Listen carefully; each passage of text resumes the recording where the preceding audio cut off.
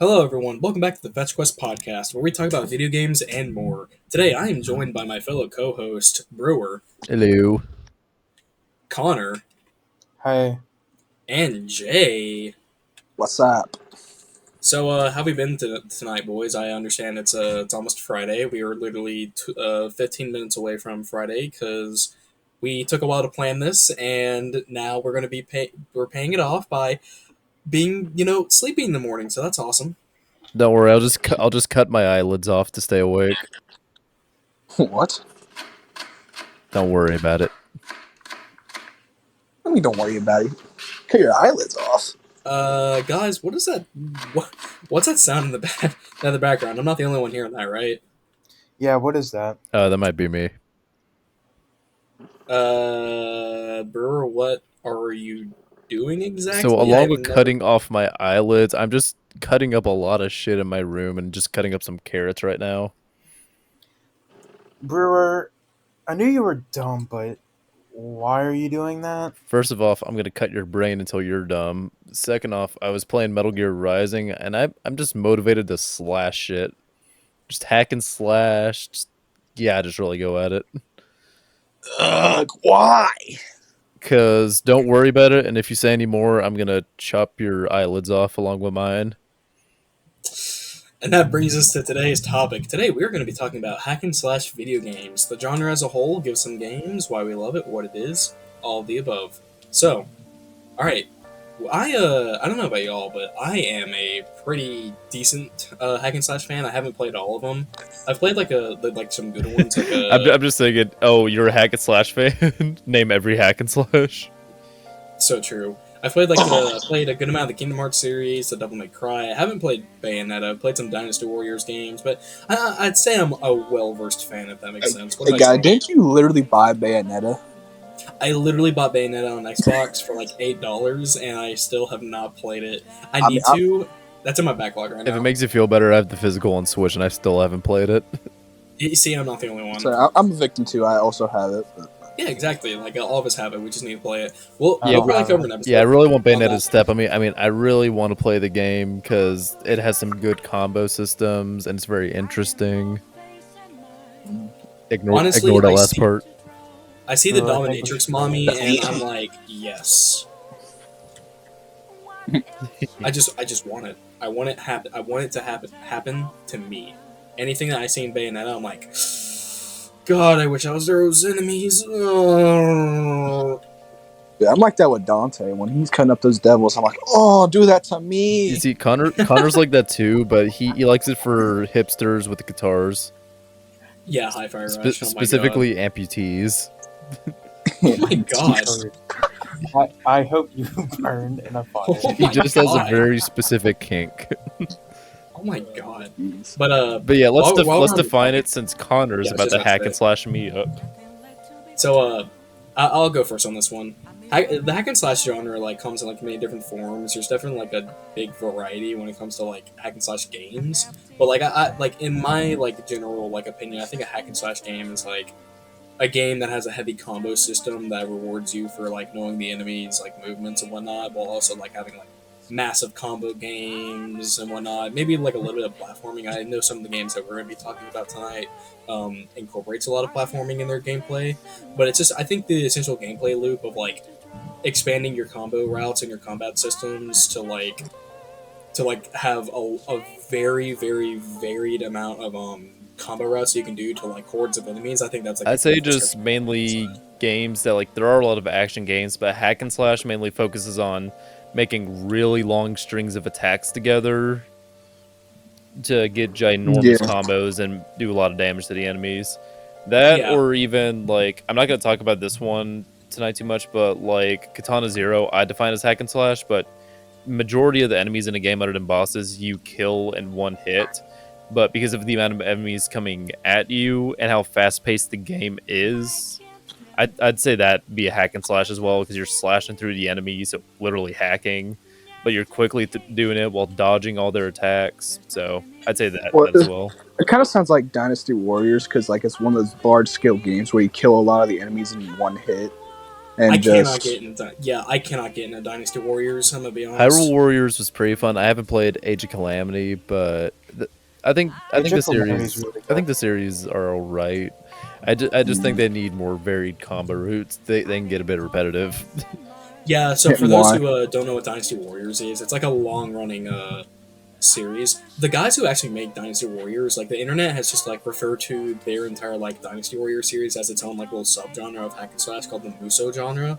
That are just They're like warrior games. yeah, there's like they do a lot of stuff like not just their own Dynasty Warriors series, but they actually have like a lot of crossovers with stuff. Like they've done Zelda, Persona. they've done Persona, they did Berserk actually, which Well, is it them making I- it, or is it just like you mean the genre? No, they made it. Like they made a fucking like Berserk game back in like No, I 2014. mean like every single game you listed, like the Zelda one and the Persona 5 one. Yeah, they made those. Okay, Like obviously, no, I didn't know that. Yeah, I thought that was just based off that. I didn't know they collaborated with them. no, yeah, they collaborated, which of course you can definitely see in like the combat and whatnot. I mean, they do like try different stuff depending on the games, but like the essential like loop of it is you're gonna be pressing like well, it depends on like the system that you play on. For like Switch, it's Y, it's Square, and then X for like different games. But like essentially, you're gonna be spamming a lot of your left, right button, and sometimes Left the face top. pad buttons, I guess. Yeah, you're going to be pressing the same button a lot to try and do different combos, and it's fun at first because like you unlock like more combos and more stuff that you can go into and stuff, but it just turns into like button press simulator into another button, and it's just like to me it gets super repetitive and not fun because the enemies are the same, the combo routes are the same, and they don't really like expand upon it, if that makes sense. Strikers was fun, but I definitely had that problem nearing the end because I was like, I would really like some new combos. Yeah, I sort of had the same problems because I've also played Strikers, and I also had the same problem with like Age of Calamity. Like I loved Age of Calamity. I thought it was really good. Yeah, it was really good. I think that's actually the best Um, game. But like when I was nearing the end, I was like, it's a little repetitive. I think it did a bit better because you unlock some stuff after you beat it, and you also got that DLC stuff that was really cool. Yeah, that's why I think with the hack and slashes, the ones we talk about generally stick to like 15 to 25 hours, which I think is usually a pretty sweet spot for that because you don't get tired of the combat. I mean, obviously, a lot of them you can play for a lot more. Like the one I'm going to talk about, there's people who put hundreds of hours into the game. So, I mean, it also is a design thing. How varied are your weapons? But you know what? Let's hop into it. Yeah, let's do it. Guy, how about you go first? Yeah, sure. I'll go Well, first. yeah. All right, yeah, I'll go first. The first game that I'm going to be talking about, well, it's really just it's a game series, is one of my favorite series ever. I fucking love this series, and I question why every single day. I'll be talking about Kingdom Hearts. Kingdom Yay. Hearts. Yay, Sora! Namora, Let's play for your my writing friends. is so good and it makes so much sense. Fire! I love your timeline. Fire.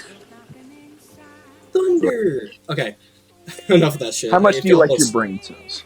Yeah, if you like, killing brain cells, you play Kingdom Hearts. Yeah! Or you can play Sora and Smash. That's another valid way. That's also a pretty valid one. But let's talk about Kingdom Hearts. So Okay. we're people are probably like, oh, I know what a Kingdom Heart is, and then there's gonna be like another part of the audience that's like, what is a Kingdom Heart? Well, that's fine because you have me for this. So Kingdom Hearts is a long-running JRPG slash hack and slash series developed by Square Enix, and it is essentially a crossover between Square Enix as developers and their properties with Disney. So yes, Cloud, Strife, and Mickey Mouse are in the same fucking universe in this series. For like one game. No, for multiple. No, I know, but it feels like they've started to forget the Square Enix part of it after a while.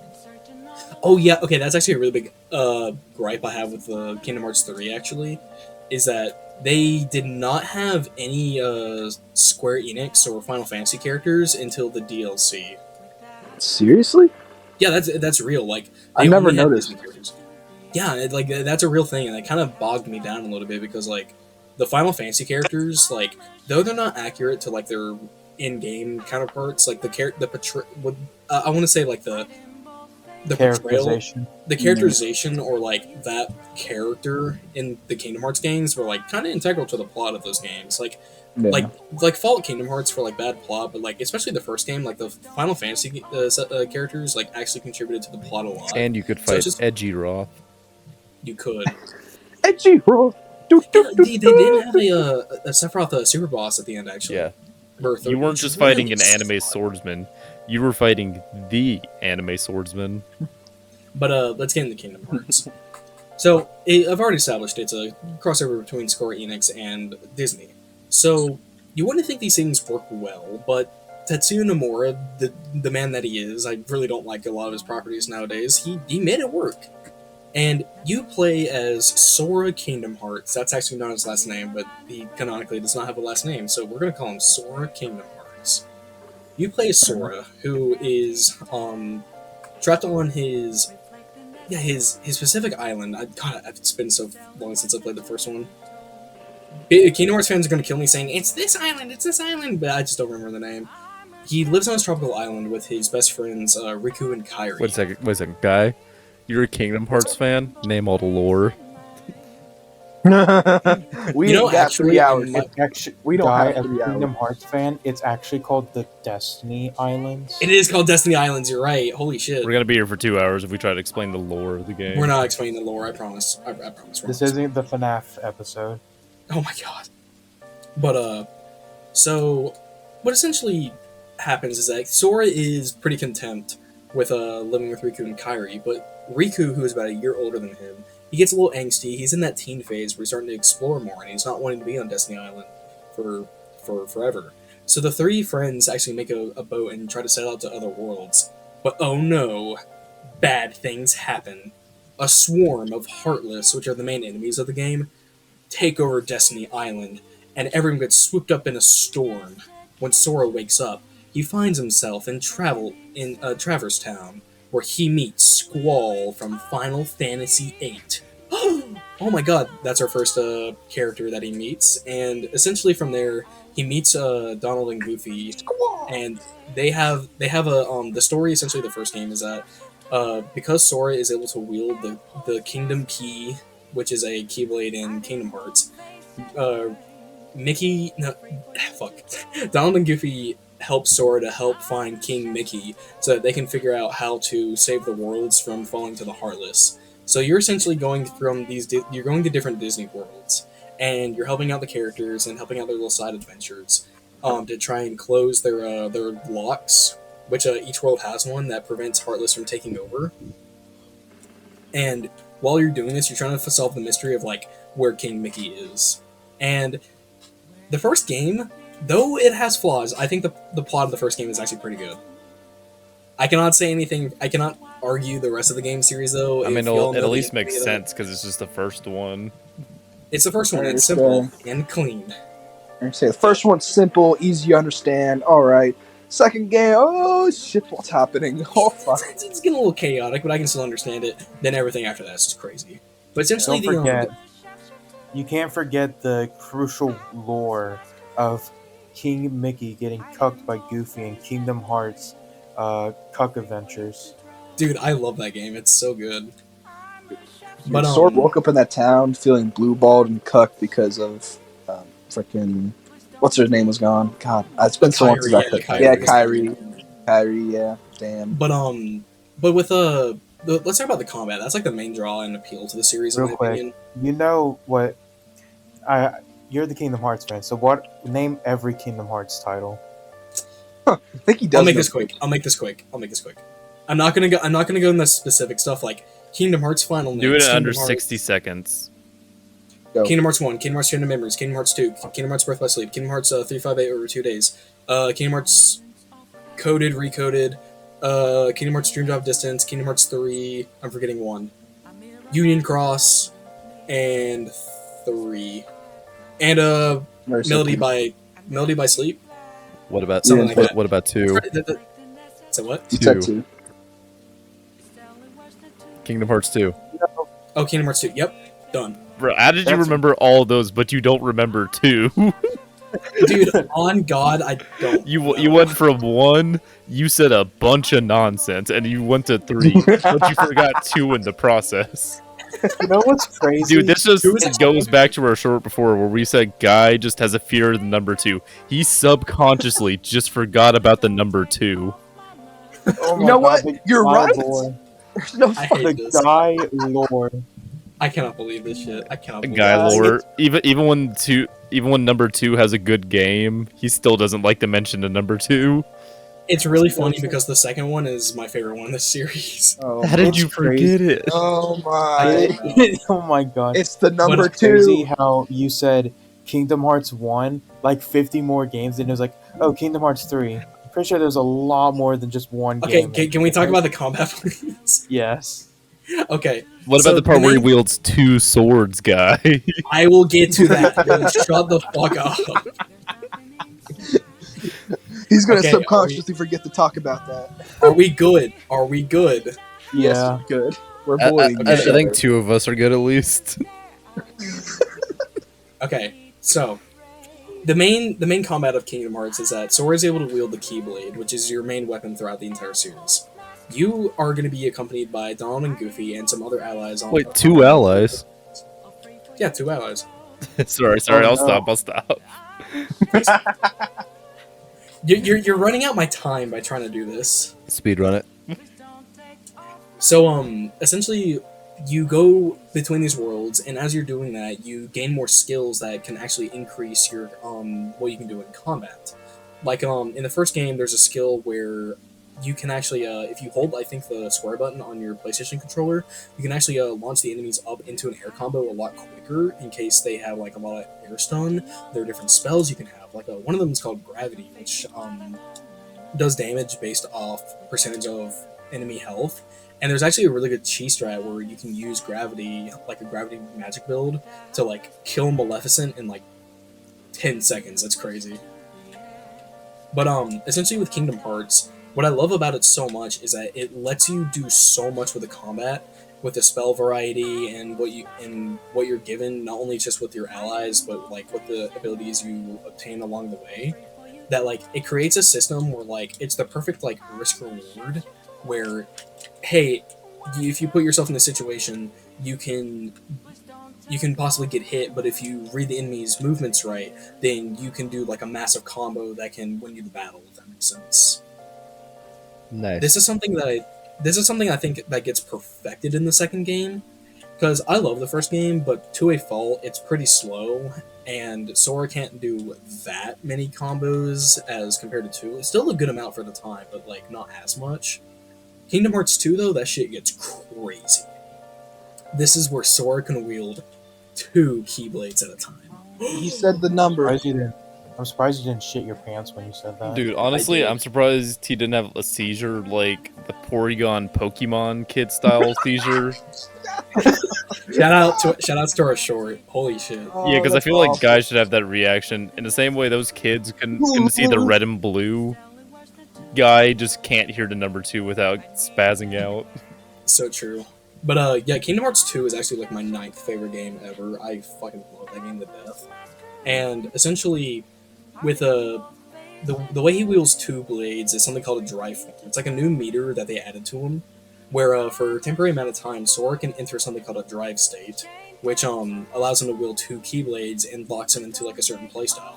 There's Valor mode, which he cannot guard and he cannot use magic, but he gains high offense and a lot of aerial combat with 2 Keyblades. There's the magic style, which pretty much Sora cannot attack, but his magic stats get increased by a lot, and he's able to increase his mobility by a lot during this state and spam a lot of magic. There's my favorite one, which is called the Ultima form, which is the best drive form in the game, where everything about Sora gets buffed except he cannot block. He has to attack the block, which is pretty cool. It's like a Metal Gear Rising situation Like where a you have to parry. attack the block.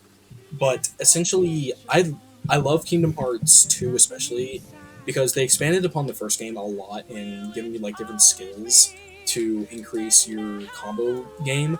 Like one of my favorite things to actually run in the game is like it's a Keyblade that it's like a key. It's called Fafnir, I think, or Fafnir. You it has a special skill on it where it actually decreases your combos by 1. Like you can like the maximum amount of hits that you can do per combo is reduced by 1. But this is actually really beneficial because what happens is that you can actually access your combo finisher faster because of this. And because of that, you're able to do like quicker high damage punishes and get back into combat really quickly, if that makes sense. And that's just one example of like the game like having a variety when it comes to like how you can approach the game. Personally, another one of my favorite Keyblades is the Keyblade you get from beating the Nightmare Before Christmas level, where it'll actually increase the damage of your combo finisher. So if you combine that with Fafnir, not only will you get boosted damage on the combo finisher, but you can access it quicker, which I think is really cool. That does sound like a pretty strong combination. It's pretty good. It's actually like a pretty good like mid to late game setup. But the one problem is that you can only get Fafnir. It's either Fafnir or Fenrir. I'm gonna have like fucking Kingdom Hearts fans in comments like get on me about this. The only way you can get that Keyblade is that you have to beat Sephiroth in Kingdom Hearts 2. Sephiroth. But yeah, there's so much stuff you can do with Kingdom Hearts. Not just that, but you can also customize the skills of Donald and Goofy. And you can set them up to like you can even like change their AI, which I thought was pretty cool for the time, especially it was like an early 2000s game. Like you can set Donald to like use more potions for healing. You can set Goofy to use more magic attacks, or have Donald do more damage, more healing, more blocking if need be. There's so many like different ways you can. You bringing it up now. Kingdom Hearts 2 was probably one of the first games to allow a customization like that to like have it really did. Not just that, but a lot of people don't credit Kingdom Hearts 2 for this a lot because it's in every game now. It's actually one of the first games ever, like action games, to implement revenge values. Which I'll do like a little definition of it.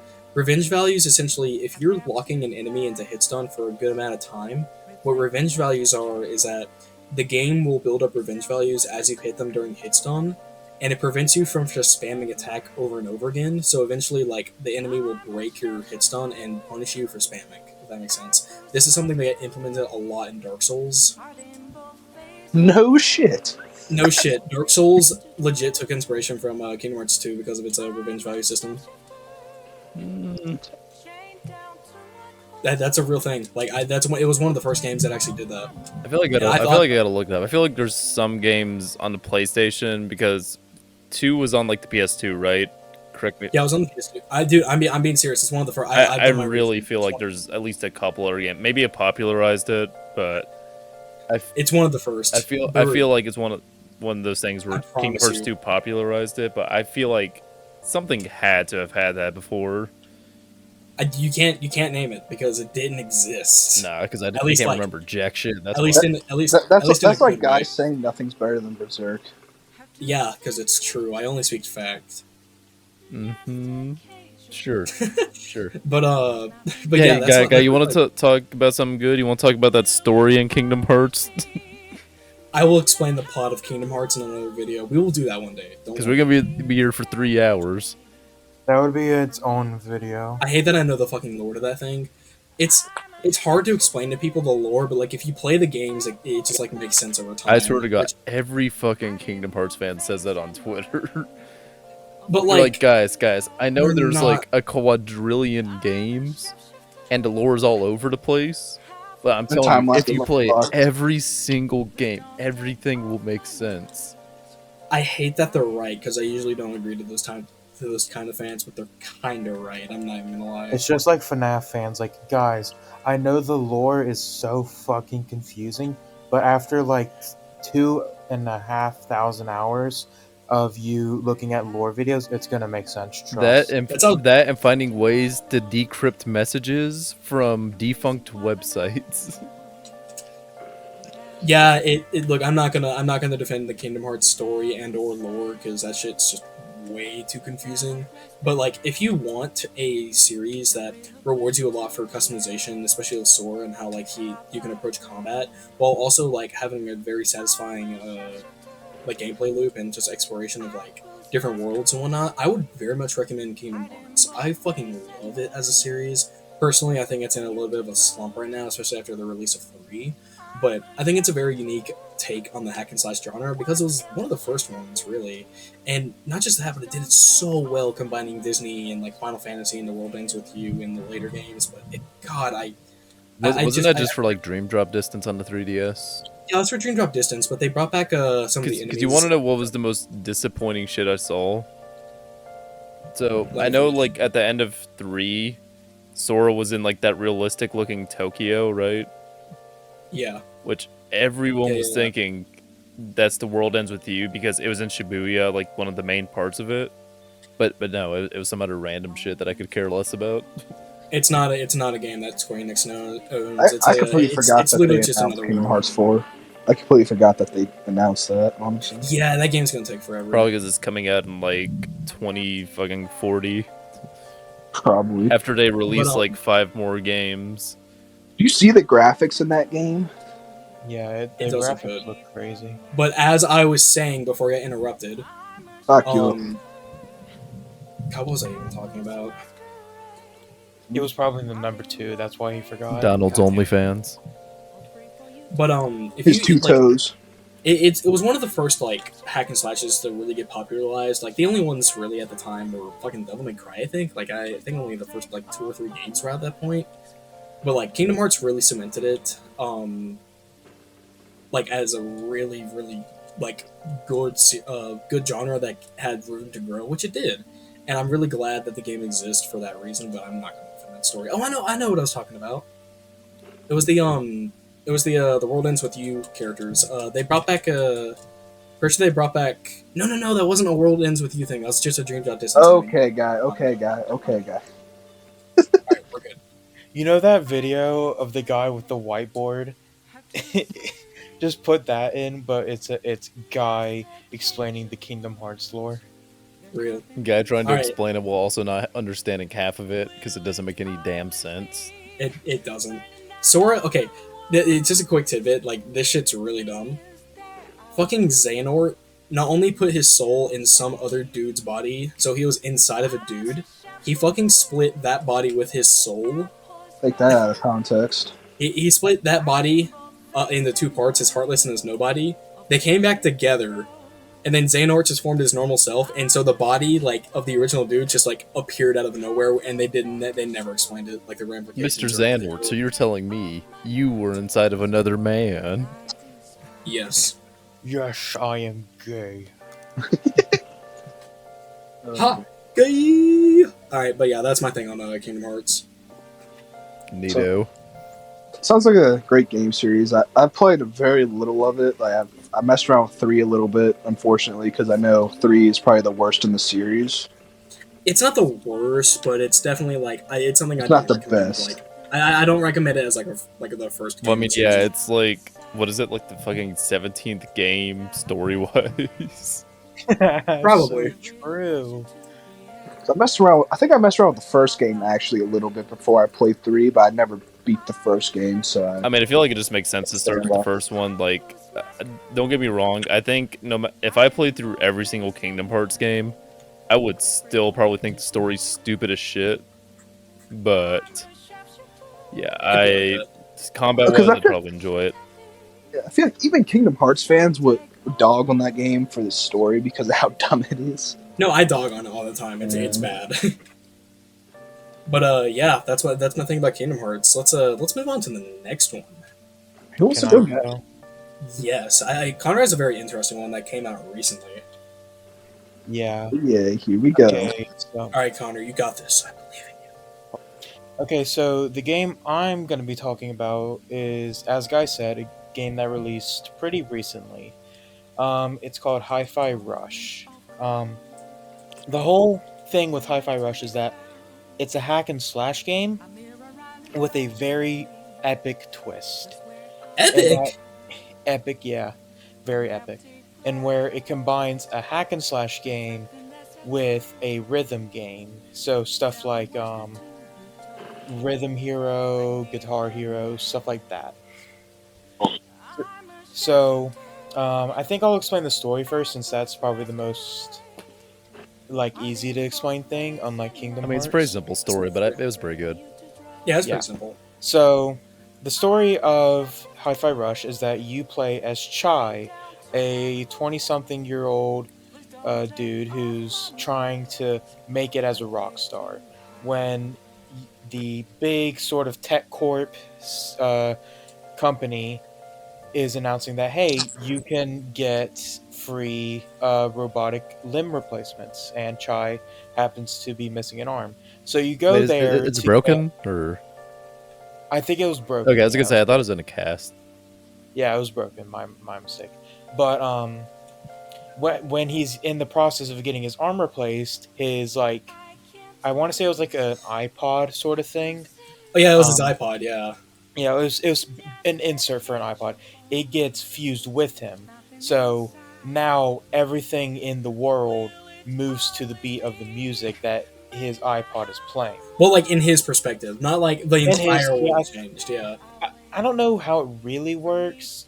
It probably is his perspective, but I love to imagine that he just screwed the entire world over because now everything is playing to the Because a music. 20-year-old hipster did a fusion dance with an iPod. Yeah, exactly. It's so Now, Jesus now, now the Christ. fucking stoplights are on a rhythm. exactly. It's Dude, so that Imagine sounds trying like- to get to work, but the stoplights are going doom, doom, doom, green, doom, doom, doom, red. exactly Jesus. like it's so funny to think of it that way. But on your way to like try to leave, you meet with Peppermint, and she's like, "Yo, turns out the Tech Corporation, they're kind of the bad guys." Who's Peppermint? Peppermint's a character you meet. She is. I don't want to get into spoilers. She is just a side character you meet who is a very talented like hacker, and he. Originally, the deal is that Chai will help her get her cat back, which is a robot cat, very epic. But as she's going, as Chai's helping get the cat back and try to escape, he ends up being like, you know what, I'll join this operation. And then you meet a bunch of other characters, and essentially throughout the game, you're taking down the different heads of the like corp branch. Like you have an R&D head, who, by the way, is a JoJo reference. It's very epic. Yeah, I've seen the clips online. Like he's just nothing but Yeah, JoJo he's just a references. JoJo reference. all while listening to EDM. You're just like, Yeah, So real. it's so funny. But you're just taking down the different corp heads, and then you get to the big boss, named, I believe, the it big is- boss. It's not Big Boss. I think his name is. Big boss from Metal Gear 3. Holy shit. Sorry.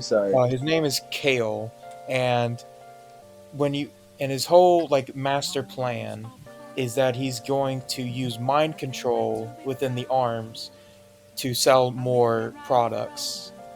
Because we'll have arms rip off other arms.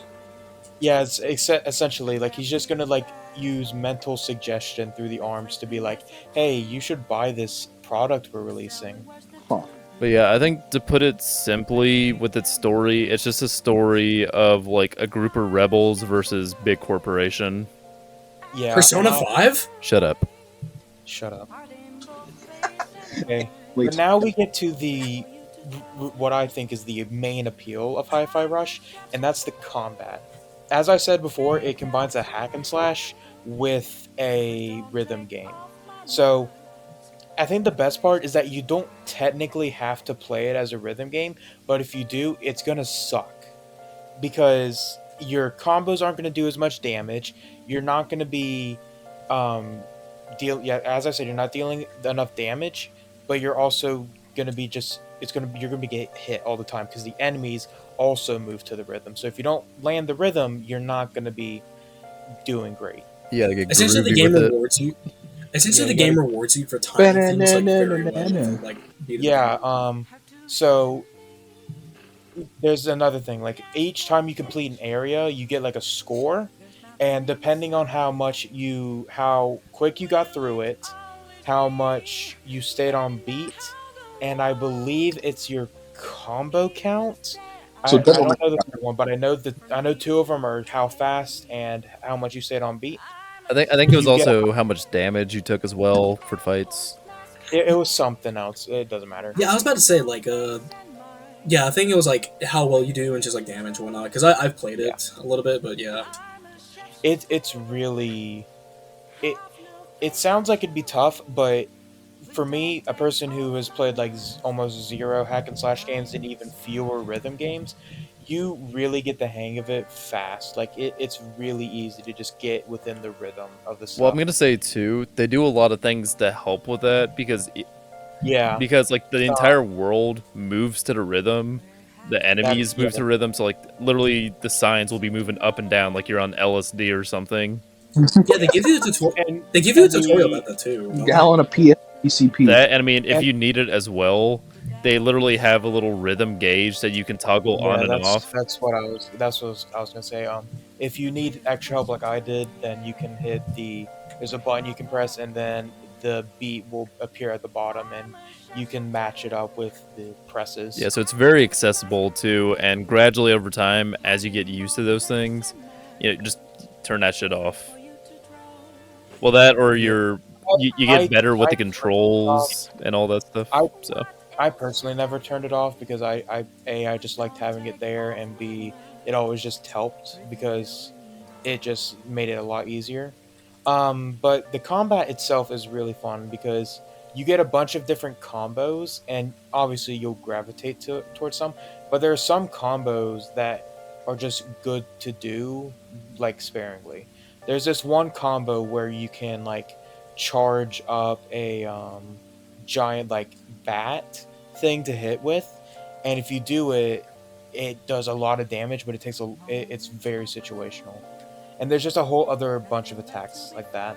Maybe yeah, like for a combo, like you said, it's like a long wind up. Maybe it's like better for like a punish or Yeah, something. exactly. yeah, Like, Yeah. like a whiff punish. Yeah.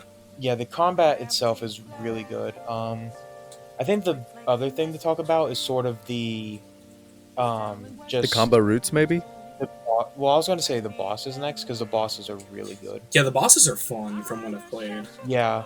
So the first boss you fight is this like scrapper machine is the best way I can put it, that gets rid of like defects, and defects doesn't mean the robots, it means the people who get messed up like Chai did, because Chai wasn't supposed to get the iPod into his chest. And so you have to fight that. And it's hard. Like it's pretty hard for a tutorial boss because like really? yeah, I thought it was pretty difficult. We're talking about like the giant robot, right? Yes, Brewer. No, I'm just making sure we're on the same page. I know. Like Even though you're bad. it was hard. I haven't played hack and slash games, and I'm just shitting on you, Connor. I'm sorry. But yeah, it's also good for teaching you like the dodging mechanics, because it has a few attacks where like it can just hit the entire screen, or like not the screen, the arena. And so it teaches the dodging mechanics well. It really teaches the mechanics with hitting and being able to time the attacks right. It's really good with that. And then you fight I believe it's the. It's the woman next, right? Yeah, it's the Woman? very woman. The woman. I can't remember what she's like in charge of, but it's a very buff woman. And it Yeah, is she always speaks in like third person, doesn't she? yeah, she does. It's very fun. Wait, another thing, isn't she literally just like Hulk? Basically. Rekka smash. Rekka angry. That's another thing I really like about the game, is that its comedy is on point. Like it's got that sort of like cheesy, I guess the best way, cheesy 90s sort of dialogue, but it incorporates it so well with the characters, because it fits the characters so well that the entire game it's just so funny. Yeah, and I think it goes for like what Forspoken was trying to go for, but Oh my you know, god! it's oh it's my actually god. good. It's actually good. It's got the same sort of kind of dialogue as Forspoken, but it's actually well written and good. It actually Then made they- me laugh a that's- couple times.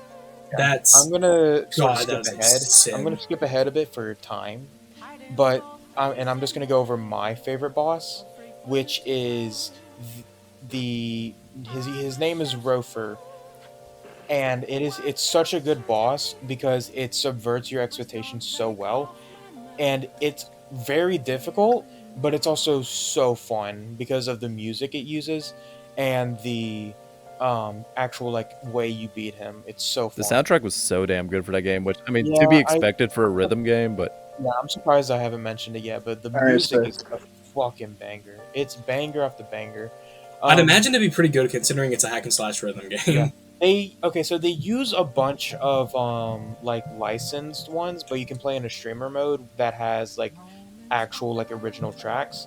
And I'm gonna be for real, the licensed tracks are not as good as the like actual ones they made. Well, Because what licensed songs do they have? they have one by Nine Inch Nails. Here, I can look it up in my playlist. I have some of them. I have the licensed ones in my playlist. okay, because I He didn't brought up that even know about that up until you just said that. Yeah. So they have a few licensed games, but I'm gonna be for real. The ones they actually made for the game are so much better because they're original, and B, they fit the situation a lot more than the licensed ones. Because when you use licensed games or music within anything, it's never gonna work as well because it's a different context. You know? yeah. I mean, it can Okay, work so every now and then, but yeah, I think designing it around the game is a lot better most of the time. the licensed musics they used is "The Perfect Drug" by Nine Inch Nails, "The Prodigy" by Invaders Must Die, and I'm gonna be for real. The Prodigy one is the only one that I actually really like. I think it was a good one. Fiona Apple, "Fast as You Can," Inazawa Chainsaw by Number Girl, or that might have been the person who And reposted. Bury the Light. Okay. And Flaming Lips is "Free Radicals," which they're good songs on their own, but do not fit. And I think the ones they made for the game itself are better. That's fair. Fair. Because they're made around the No, game. that's really and- fair. Yeah.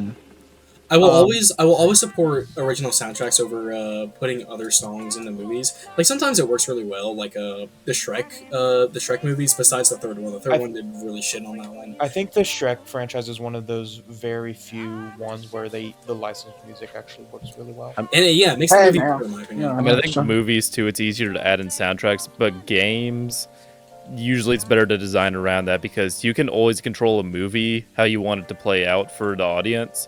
But for a video game, your audience is always going to be playing in a different way, so you need to account for that. Which, Yeah, like would Sephiroth like have the like same amount of impact if like One Winged Angel wasn't the way it was? You know what I mean? imagine if it No. played like 5 seconds early and then Sephiroth starts walking down. One Actually, wait, no, Winged no, Angel- opposite. It plays 5 seconds late. One Winged Angel, but it's Thunder by Imagine Dragons. Real. Oh, Someone's God. probably done that. But yeah, as you were saying, Connor, about Five Nights at Freddy's. I'm sorry, Hi-Fi Rush. They're the same to me because both their fandoms are cringe. gonna sorry. Ignore that. I'm yeah, sorry. just mute him real quick. In all honesty, I'm sorry. Just Nah, just main. But basically, that's basically Hi-Fi Rush. Great music, great combat, great characters, great dialogue, pretty good story. I think the only obviously play it if you haven't. It's a banger of a game. And honestly, I'm not going to go into anything else because going through the game basically unspoilered as much as you can is the best you can do because there are some really big twists within the game that make it so much better. Sick. I think the only other It's- thing it's- you should maybe mention is the combo routes, because a big thing hack and slashes run into a lot of times, problem-wise, is you get the same attacks. Like we were talking about this with the Muso and Warrior games. You're Yeah, just that's pressing really the the problem. same button or doing the same combo over and over. But Hi-Fi Rush, I never really felt like I had that problem, because there's so many different ways my partners can attack that you also need to use to even win. Oh yeah, I didn't want to mention the partner thing mainly because I think it's good going in blind for that because I mean, it's in the trailers, so that Yeah, I was about to say. I was about to say the partner system is like a really integral part of the combat. I think Yeah, you should that's have fair. mentioned that. I should mention that. But yeah, you get different partners throughout the game, and you have to use them in order to defeat certain enemies. There's this really funny cutscene where if you go back with the partner you need to beat that enemy, it has a very good like fourth wall break Oh, I know dialogue what you're talking about. and just thinking about it now makes me crack up because it's really funny. No, stuff like that, there was a lot of love and polish put into that game, because the stuff that you'd be like, hey, if I do this thing and go back to this level, I wonder if it'll do this. The developers thought of that, and they put a lot of love and attention into it. And it's even voice acted as well, which says a lot. Yeah. The game is like for $40, 30 or 40. No, And 30. it's also 30, even Yeah. better. Yeah. And then It's really good. and it's on Game Pass too if you have that if you have an Xbox. I had the very. I think I would have enjoyed. I obviously very much enjoy it, but I think I would have had a better first playthrough if I hadn't had the unfortunate experience of having to play it on cloud gaming, because that's the only way I could have played it on my Xbox. Just Wait, so you how? know, I literally installed Ethernet into my room just so I could play without cloud gaming, because my wireless internet made it basically unplayable with how garbage it was. Well, you just download the full thing and then play it when. Yeah, I know, but I decided to be stubborn and instead get internet or Ethernet. No, that's fair. And it's for the better, because now I don't lag every time I enter an Apex or Fortnite game. So true. I mean, hey, also, for anyone watching right now, it's like $22 on Steam, so if you have a decent PC, get it. Yeah, it does so many things well, but with, as we said, the music, the combat, the story, dialogue, its art style is so unique and cool. Its cutscenes are funny. Just play it. But I think it's time we move on. Yeah. All right. Who wants to go next? That was a very good hi-fi segment. I think I'll go next. All right, Brewer. So- what's your game? Do you guys ever remember as a kid, you would imagine swinging around a building, just picking it up and swinging it at something? Spider-Man. No, I mean picking up the damn building, slamming it down on someone, No. I hope Picking to up do a that to my what? wife one day. What? or just running on a power line. Basically, any of those power fantasies you have. Oh, yeah. Okay. Yeah. Yeah.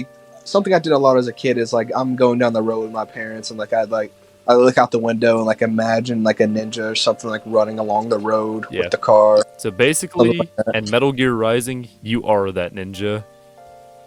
Because it is the most over-the-top game you will ever play. That shit is fucking crazy. But it is the best Never, game. I've never played it. The only thing I know from Metal Gear Rising is the one Senator Armstrong thing. Yes, I will talk about him for an hour because he's so hot. I mean, he's so cool and strong. So quirky. That's a good character, you know. The funniest part is he's literally just in the last part of the game, but he's one of the most recognizable and memorable characters. Yeah, he's not even in the game. I mean, that you much. can count the Less than DLC, an hour, but actually. yeah, it's kind of weird. Nice argument, Senator. Why don't you back it up with a source? I made it the fuck up. All right. Honestly, Fucking my love those favorite part of the games. game. But yeah, Metal Gear Rising, it is, in my opinion, the peak of hack and slash because it elevates things to such a high level, but its combat is still so good because it mixes in just those little cutscenes too, of where you're doing all this insane shit, you're cutting up the Metal Gear, and that's the first damn boss into multiple pieces, you're making some damn chicken nuggets. Dude. You're running. That first. You're running on top of missiles.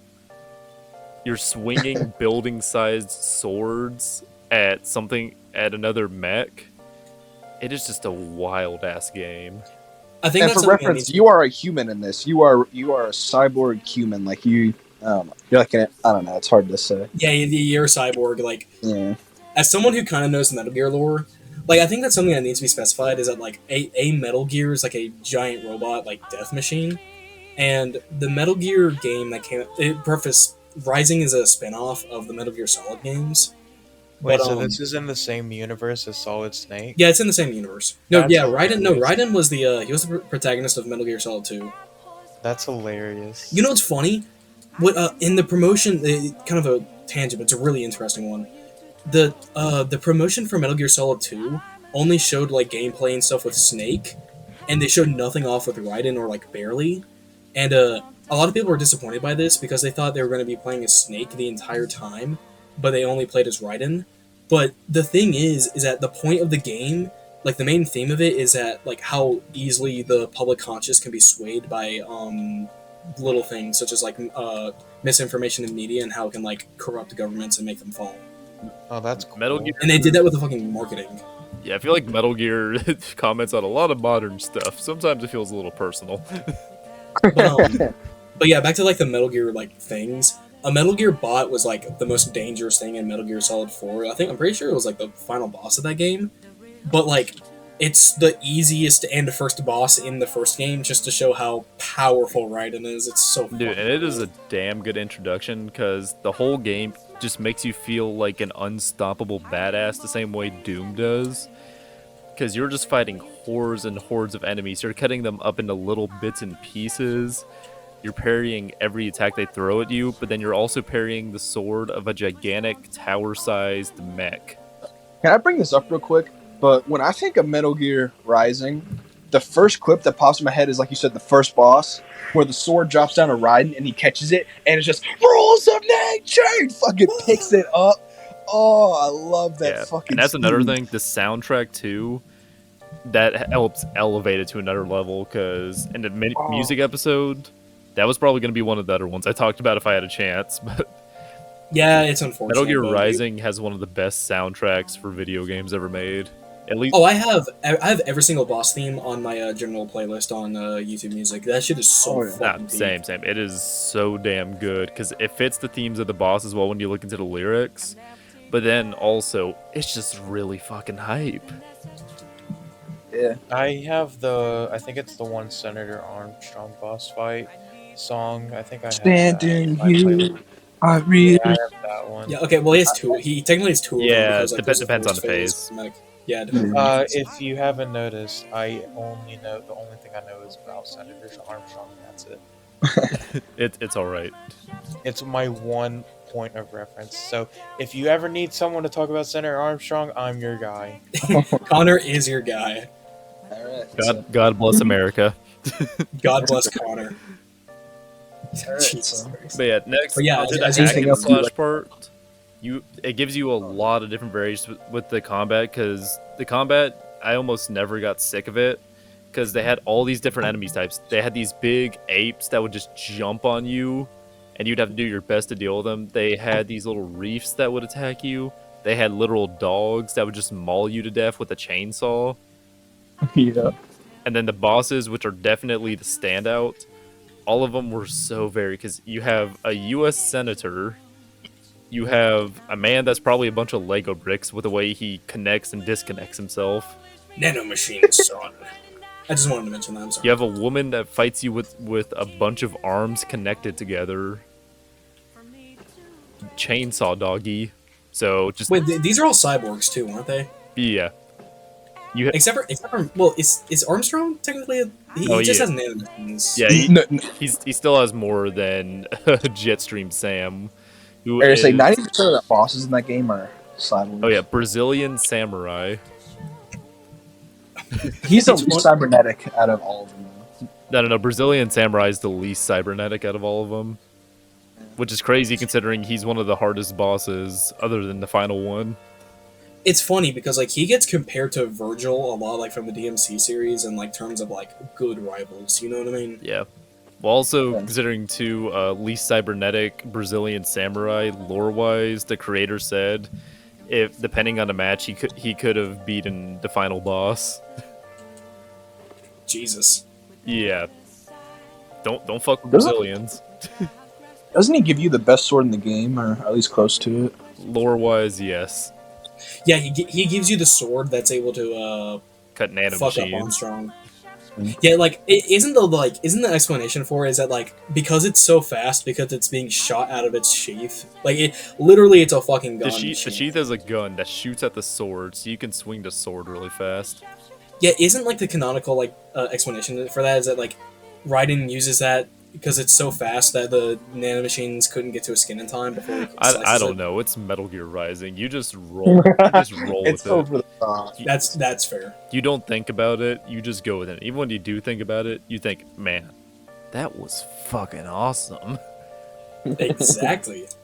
Because I wanna you do have that. so many different means of attacks with the enemies. you can slow down time to cut them into bits and pieces, or to like hit an enemy's weak spot, jump over them, rip out their spines and crush it to drink some damn Gatorade that will heal you. Which I'm only one of those things was like kind of half exaggerated. Which one was it? I'll let you decide on that. Yeah, the other ones, you have your sword. You unlock so many different means of just slicing up a motherfucker. I mean, every time you go through a mission, it's like, oh, that's great. You cut up all these dudes. Here's 50 more ways to cut them up and 50 new combo routes. Lamau. Do it better. Because that's another way you don't get bored of the combat. You don't keep pressing square. You at least press triangle with it sometimes. Yeah, at least throw on one of the buttons. It's with specific intervals, but it's really fun. You have jumping attacks, and then you have the side weapons that you unlock by fighting the bosses, which include a pole that's made of a bunch of arms, and then a magnet scythe, and the Wait, how does that even work? don't worry about it, Connor. It's Metal Gear Rising. You don't fucking. I We get don't it. question You it. don't We think look about at it. it You and praise just it. you play Metal Gear Rising and you just roll with it. Mhm. And then I can't remember what Red Sun Dudes was. I'm sorry, Red Sun guy. Was it? Isn't he like a shield one or? Oh something wait, like he had scissor blades. that? Oh yeah, because he killed that one guy in like the opening scene. Yeah, he literally just has a My gigantic God. pair of scissors you swing around. That is. I'm Funny. gonna be honest, as someone who's never played the game listening to this, I feel like this was made on like 50 stacks of code. Probably double that, in all honesty. The creators probably like smoked a whole like 5 pounds of weed and was like, all right, this is what we're gonna do. We're gonna do for our fucking games. Yeah, because the combo routes are so satisfying. The hits just, God, they feel nice and juicy. And then they feel extra juicy when you literally rip out the spines and then drink the Gatorade. Now I'm just imagining like Solid Snake just seeing Raiden and being like, "What are you doing? This isn't sneaking." I'm hydrating. Yeah, Yeah, that is actually a good point to bring up. Is that the combat between Metal Gear Solid and Metal Gear Rising is so different. Oh my I mean, god. technically, Metal Gear Rising does have some stealth attacks, but you're not going to use stealth attacks unless you're a little bitch. Just go through them and cut them up. Exactly. Like this isn't really much of a comparison, but it's like people playing Assassin's Creed Valhalla. They go into that game to be a fucking Viking, not be an assassin. That's a really good comparison. Yeah, actually. that actually does fit. Like, But yeah, it incentivizes it too because the Gatorade juice I mentioned, you have to get that by kicking another enemy's ass. So if you're low on health, go find something to kill. Make sure to kill them in a specific way. Chop off their neck. Yeah, I was about to say the game rewards you for like being good. It's a similar system to Hollow Knight. Like, oh, you're running low on health. Hollow Knight? Go smack around the enemy and then drink their juices to heal yourself. He's talking about the Soul Meter, Connor. Oh, this game sounds awesome now. Connor hears like any like relation to an indie game with like games we talk about, and he's like, "Oh my god, it's a good game." he's hearing about it and he's slowly nutting. He wants to go play it. Oh now. my god! Oh my god! Oh my god! That's Connor. Gatorade? Gatorade Hollow Knight? Shit, I gotta play. Yeah, it. along with that too, your main means of defense is parrying, and you do that by pressing the attack button, but also in the direction of where the enemy is attacking. So again, it keeps incentivizing you. Don't run away. Don't be a coward. Go in there, be Jack the Ripper. Just shred them to pieces. Oh yeah, that's his actual like nickname, right? Yeah, yeah, Because like yeah, Raiden's real name is Jack. yeah. That's just his nickname, which is a pretty badass nickname. If I had to go against a dude called Jack the Ripper, I would be running. Jack the Ripper is released. People and Especially someone who looks like Ryan. Like, no, I wouldn't fight that guy. He's got the metal jaw and everything. Yeah, that metal jaw is a little creepy at times. I love it. I love it So when my- Raiden goes, "I'm about to Metal Gear all over this Rising," and then fucking proceeds to do so. That's my favorite part of the game. Just saying. But yeah, you jump into the fray, you parry their attacks, you slice them up in its bits and pieces, you rip out their spines to drink Gatorade, and then you go do some more cocaine. Jesus Christ. And then at the very end of it, you fight a U.S. senator, which I feel like that's the reason there's never been a Metal Gear Rising 2, because they could never top the final boss being a U.S. senator. I'm pretty sure the reason why they The aren't making a president, second game is regularly. because Konami is just a bitch. I know Konami sucks, but just let me imagine a better reality guy. An alternate route. An alternate reality where Konami doesn't suck ass. Like, no, you gotta one up it. Instead of a U.S. senator, it's U.S. president. Donald That fucking guy Trump. can kill a president at the end of the fucking game. Imagine Donald Trump being the fucking final boss of Rising 2. No. You take him down, then rising from his ashes, it's like his term is over. Now it's my turn, and then you fight fucking Joe Biden. Biden. What if We the gotta Trump build final him. boss, like, hear me out, what if the Trump final boss is just a giant Metal Gear wall that's like And you- marching its way towards Mexico? And you have to slice it up with a giant sword. Exactly. God. The final boss is Joe Biden, and then you have to fight Soda, and then his final attack is No. Biden. Wait. Armstrong had a healing mechanic. He would get in a stance and heal. Joe's instead is he just goes to sleep and he heals. No, So hear me out. You just Soda. No, hear me out. Just The way you defeat Joe Biden in Metal Gear Rising 2 is you don't even have to kill him. He just falls down a flight of stairs. Dude, I was just about to say stairs. No shit, I was about to say stairs. Raiden just spawns in a set of stairs and pushes. Dude, him knowing the down. Metal Gear series, I would not be surprised if a character died by just falling down the stairs in some form or It has fashion. that it has the Gmod like sound effect of when you're bashing into the floor and stuff. Oh my god. But yeah, final point. Metal Gear Rising is a lot more than the memes. I mean, the memes are funny as hell, but people love it for a reason. It has actually really deep combat that people put hundreds of hours to, and for a reason. Even though it's only and you could get through the story in 8 hours. In all honesty, Yeah, I was about to say, people say they've been in 6 and they're barely trying. yeah. So you can put hundreds of hours into that, even though it's an 8-hour game. That says a lot about how deep the combat is. So many different routes. The story is still great. I love the characters with how wild they are. I love my U.S. senators. I'm feeling really patriotic today, even though you kill said U.S. senator. Yeah, either way, just go play Metal Gear Rising. Please do. It's really good. All right. But yeah, I think that only leaves one person left. Liam. Oh wait, he's dead. I forgot to. Oh, yeah, I forgot. Well- I forgot to feed him again.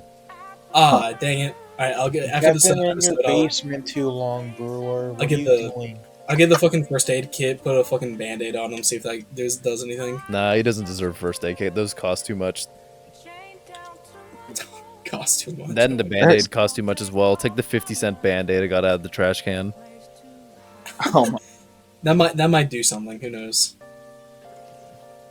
But yeah, Jay, let talk about your game, man. What are you gonna be talking Well, about? Well, we mentioned it a couple of times throughout the video because it's that crazy. But Devil May Cry is this game I'm gonna be talking about. If y'all want to talk about absurd, play fucking Devil May Cry. Jesus Yeah, Christ. what are the most? I mean, it's probably not as over the top as Metal Gear Rising. I mean, I'm not gonna lie. it gets there. Yeah, it gets there, but I don't think. Yeah, it's I was about to as crazy as say, picking if up you a ever want to see giant-ass like an over the mech. tops, the scene where Dante he gets the fucking hat gun for in a 5. Holy Oh shit. yeah, at DMC5 where when he gets the hat that Nico gives him and he starts fucking doing the Michael Jackson dance. I'm like, oh my god. Dude, but- when I first played through that game, my mom walked in on me while that shit was happening. She was like, "What the hell is this?" Don't worry about it, Mom. don't worry. Leave. Get out. This is peak, What's up? mom. Mom, This is I'm making art. peak. This is peak. Do not question it. But yeah, as you were saying, Jay. So Devil May Cry is a hack and slash, like the episode we're talking about. Whoa, no obviously. way. Well, I know, right? Talking about hack and slashes this I episode. know. Easy. Damn, But- I thought we were talking about porn. Yeah. Should I go into the lore any, or what do you guys think? Hey, go into a little bit of it. I don't think you should explain everything because So- it's just kind of wacky. So, I'm gonna go a little bit of the first game, your motives and all that. But so basically, you're you're the son of this demon general who betrayed the Demon King, and yes, basically you're the son of Sparta, this general, and What's eventually his name? Dante. You gotta, everyone knows Dante, or at least most people know Dante. But yeah, in the first game, you're Dante, and your motives are basically that your mom and like basically your whole family, as far as you know in the first game, is killed because of your father's actions, because of where he betrayed the Demon King. Yeah, people try to. And basically, your entire family's killed, as far as you know. And throughout the first game, you're basically this devil hunter. Okay, like devils are the main enemy of the game. You know, Demon Kings, devils, all that.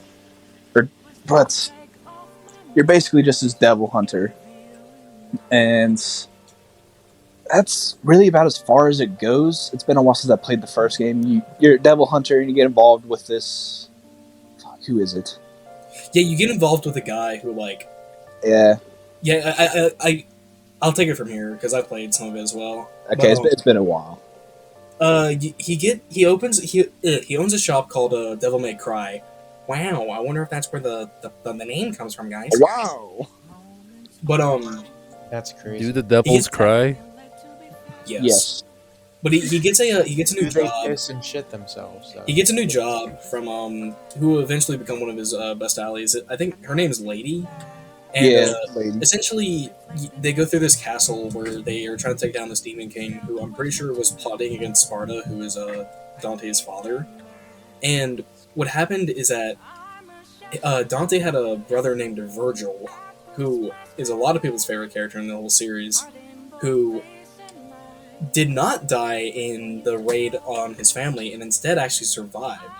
He tried to get revenge on the main antagonist of the first game, but couldn't defeat him, and because of that, he was turned into like a minion of the main antagonist. And of course, you beat Virgin. That's what I like to call him. In in this form, and you eventually find out he's Virgil, and you're like, what? But the lore goes more in depth with that, and the first game is definitely like the simplest in terms of combat, but it just expands upon from there. But yeah, Jay, as you were saying, The game I know the most about would be 5. I played 4. I love 4, but the combat is incredible. So you had this ranking system, okay? So as you're fighting, as you're killing these demons, you have these style meter. That's what it's called. I don't know why I said ranking system. yeah, it's like But that's like the What, you ranking literally system. style on your enemies? Oh yeah, It's like rank D through like triple S, and it goes up depending on how stylish you are in combat. Yeah. They should have that for real life. Yeah, it goes like D for Dismal, C for I forget what the C is for. C's for cool. Cool, then B for badass, then A for I want to say awesome, but it's probably It's not either awesome or amazing. It's one of those two. Yeah.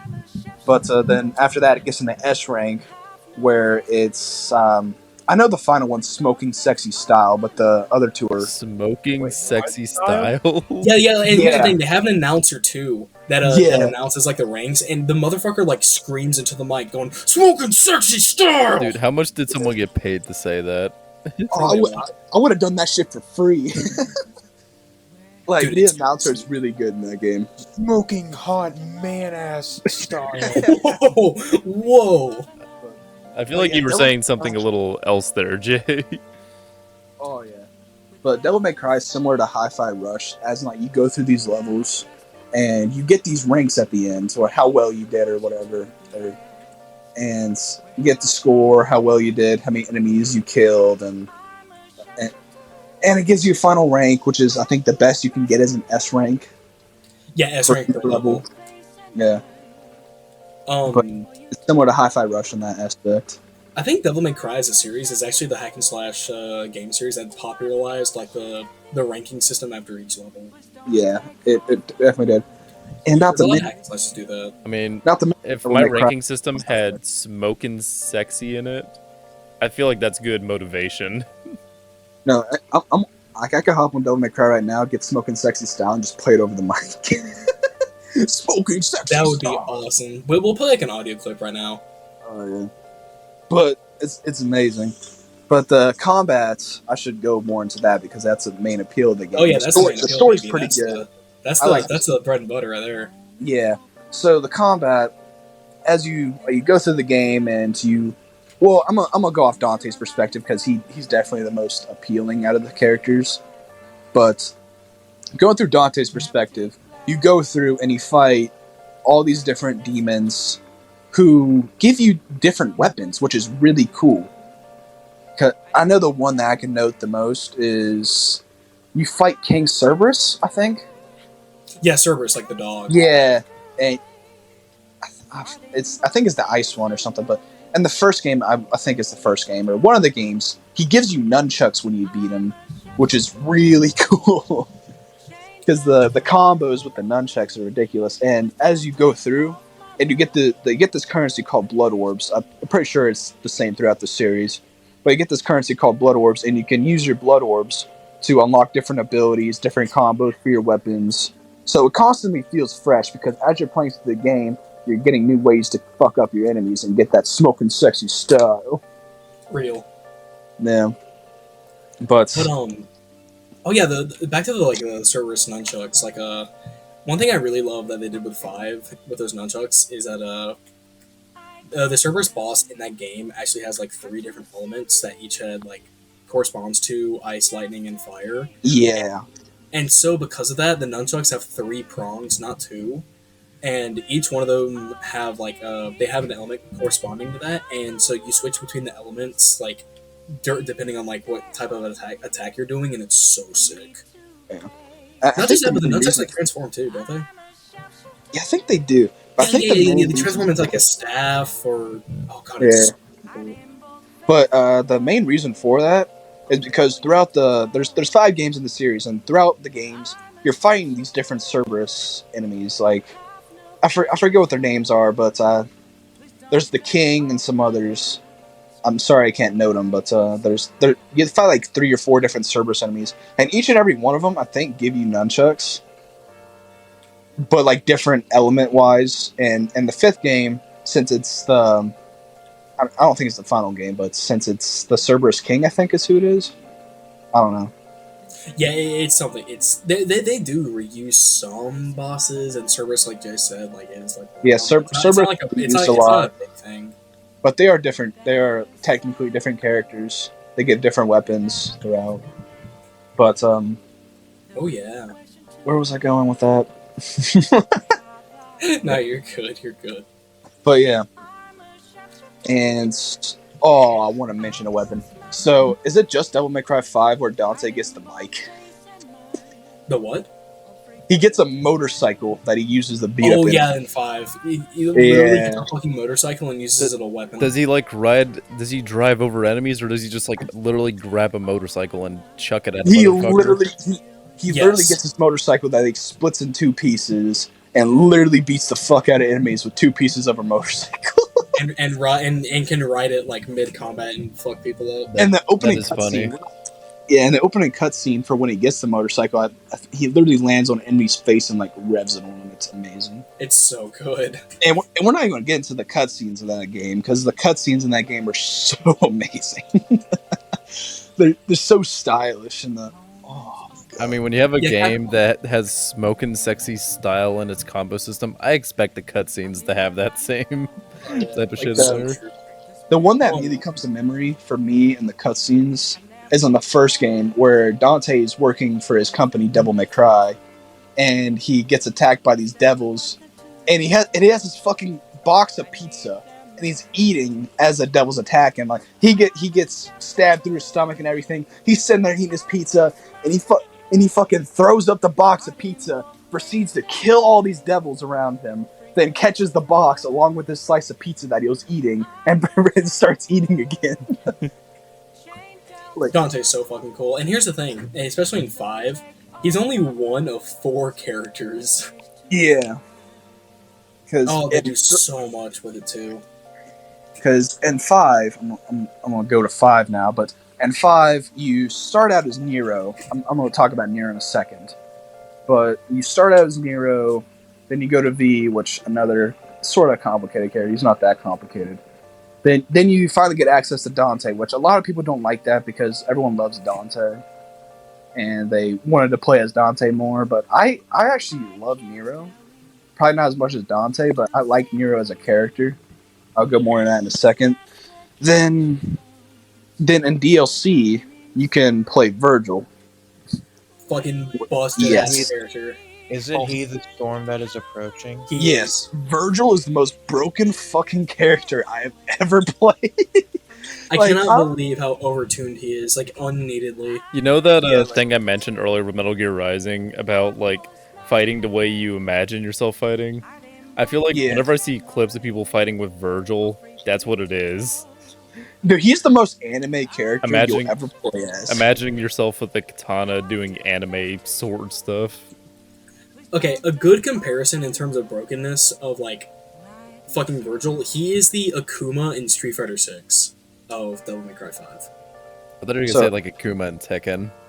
So No, So Akuma Tekken's not as broken. I'm gonna talk about this for a second. So Dante and Virgil are brothers, like Guy said, explaining.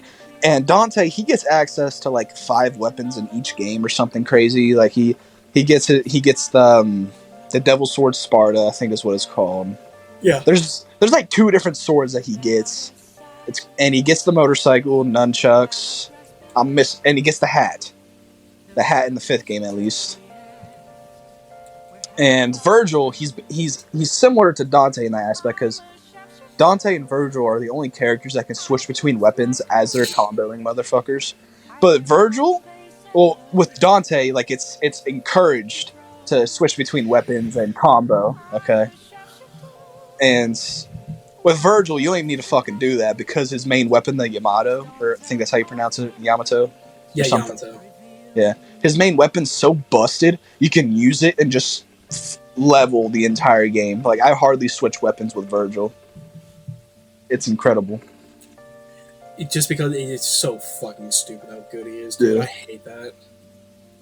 I mean, I love playing as Virgil because there's a Bloody Palace mode where it's just basically a gauntlet of different enemies, and I made it farther with Virgil, with a character I have less time in, than all the other characters in the game because Virgil's so damn busted. I mean, I'll tell you this He- guy. At least it's in a single player game. Wait till you fight him in Ultimate Marvel vs. Capcom 3, Yeah, fuck that shit. where it's Seriously, what? multiplayer. But for reference how broken Virgil is, there's like a post game thing called the Bloody Palace in all the Devil May Cry games. So it's like 100 floors of like increasingly difficult enemies, and they give you a lot of blood orbs that to level up your characters better, and just to see how far you can get. It's like a test of strength. I could get Dante to like level 44, and that's like learning his moveset and like doing pretty well. And then I hear like Jay pick up Virgil for 2 days. He's already at like level 88. I forget how far I fucking made it. I mean, Dude, you almost beat it. You almost fucking beat it. Hold on, I have the game pulled up right now. I think I can see the farthest I made it. Oh my god. I want to say it was like 60 something, but it might have been like more like 70. It was fucking high. But point was- is that like the Devil May Cry series especially, like it did popularize a lot of the hack and slash elements that we see today. Like I'm pretty sure it was the first or like one of the first series, like hack and slash series that popularized like the level concept of like, oh, play the level, do as well as you can, get a rating system afterwards, and you can replay those levels to get a better rating. You know what I mean? yeah. Like As Jay's pulling up his score, all I'm gonna say is the only thing I know about Devil May Cry is that one meme where Dante goes, "What the hell is this?" what the hell is this? That's where when that Mii Fighter outfit was put into Smash, that I saw that like endlessly. Yeah. I was so fucking mad that they did my boy dirty like that in Smash.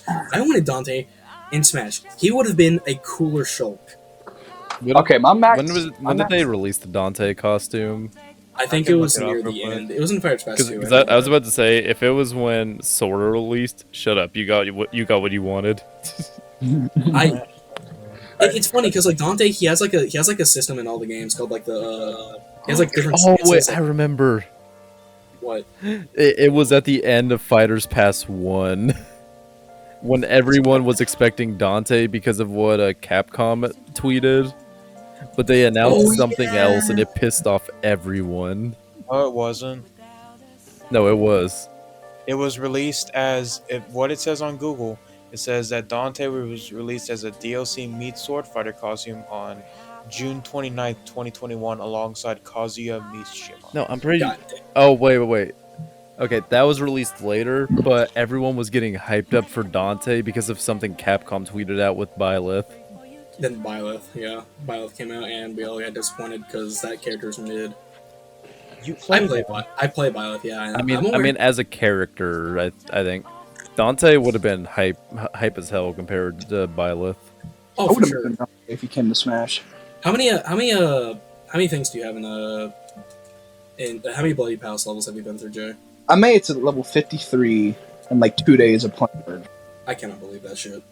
I made it to max stage. I reached level That 53. shit is hard. That I shit's went really through like hard, 3 too. or 4 different bosses. There's a lot of different bosses in this game.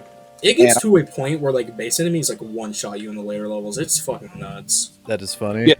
Got into was the higher difficulties because the game's sort of short and meant to be played through multiple times on different difficulties. Yeah, Because- there's like 7 different difficulties in 5, aren't there?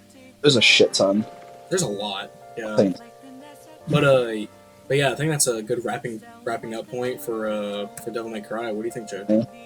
Yeah, the video's getting pretty long, and yeah, it's a great game. Combat's amazing, story's fun, the lore's also really fun to learn about, and Fun real series. quick, one of my favorite characters for 2 reasons: Nero, because he's the son of Virgil, and because in the English version of Devil May Cry, he's voiced by Johnny Young Bosch, and do not talk to me about that fucking character, about that voice actor, because I love that dude. Mamau. For 2 reasons. All right, but yeah, that's a decent wrapping point for Devil May Cry. There's a lot more to talk about. I suggest everyone play it. It's an amazing game and series. That's It's what's up, man. That's what's loads up. of fun. Nice. But yeah, like let's conclude this episode. I'm glad we got to talk about some hack and slash games because that is a series I'm very very passionate about.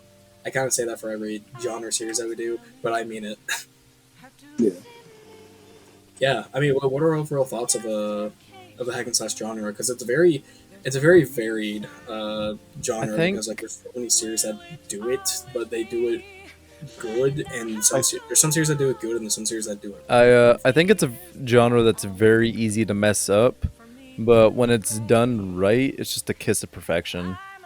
It's Yeah. so true. Because Warrior That's- games, I don't think they're bad, but a lot of them are way too similar or just way too repetitive.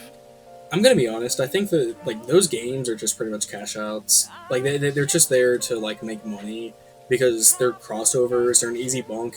They're an easy buck because they can just reuse models that the original developers support. Bro, they're basically the 5 and below versions of like whatever you'd be looking for at Walmart.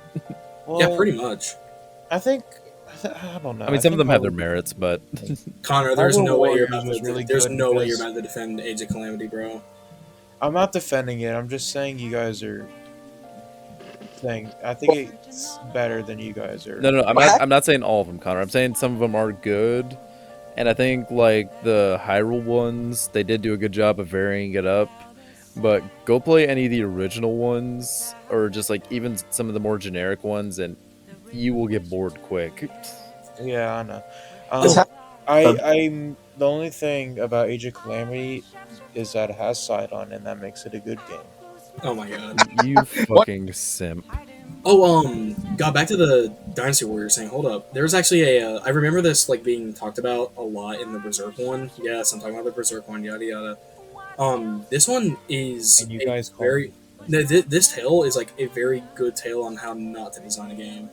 So, like in the Muso games, like each character you level them up, and that's how you get them like more powerful and better gear and whatnot. Well, the games, like most of them, are balanced around like using each character in an equal amount to have them all like relatively near each other in terms of level. The problem with the Berserk one is that they only have 12 characters, okay?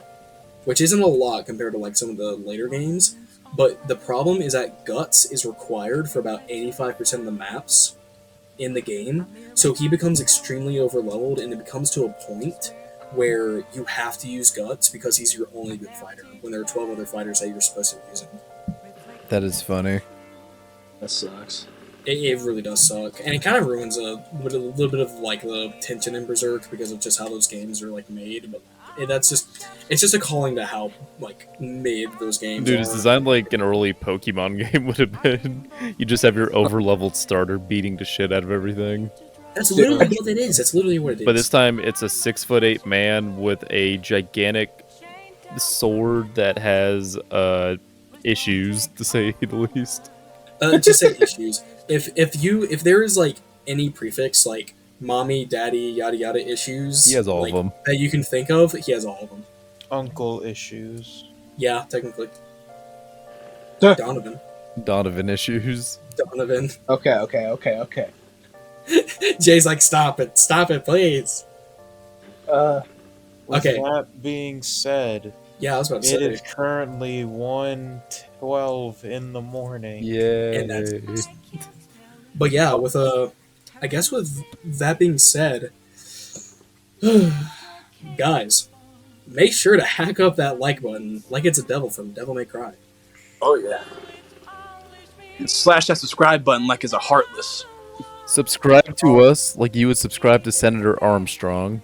So true. And comment on what topic we should cover next in your fave hack and slash games. But with that being said, guys, thank we y'all are very much. Fetch Quest. We are Fetch Quest. We are Fetch Quest. But with that being said, guys, thank y'all very much. This has been our hack and slash video. Fetch Quest out. Bye. Have no face to show. Please don't take off my mask. Right